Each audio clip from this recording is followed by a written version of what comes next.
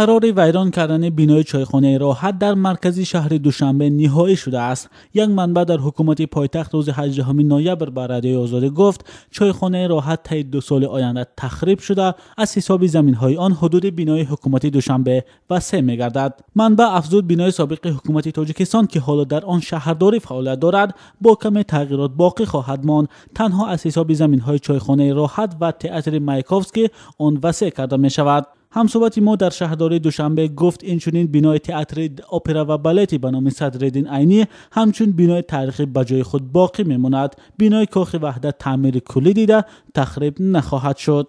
به قبل این همصحبت رادیوی آزادی از قصر ملت محل کاری رئیس جمهور تا بینای حاضره شهرداری دوشنبه یک راه مستقیم بنیاد خواهد شد. منبع افزود فعلا مسئله تخریب شدن یا باقی ماندن بینای پارلمان تاجیکستان در حال بررسی قرار دارد و با احتمال زیاد آن همچون بینای تاریخی باقی میماند. مسئله تخریب شدن بیناهای تاریخی در خیابان رودکی پایتخت از سال 2016 به این طرف در مطبوعات یکی از موضوعهای داغ به حساب می رود. سالهای گذشته جامعه شهروندی تاجیکستان بارها از مقامات کشور خواستند که بناهای دارای ارزش تاریخی را تخریب نکنند، اما مقامات میگویند این بناها ارزش تاریخی ندارند و به فهرست یادگاری‌های تاریخی و فرهنگی نیز شامل کرده نشده‌اند. فعالان جامعه شهروندی میگویند تجربه از نوسازی شهرهای بزرگ در بیشتری از کشورهای منطقه مشاهده می‌شود، ولی معمولا در آن کشورها سیمای قدیمی شهرها حفظ شده، شهر نو در کنار آن بنیاد می‌شود.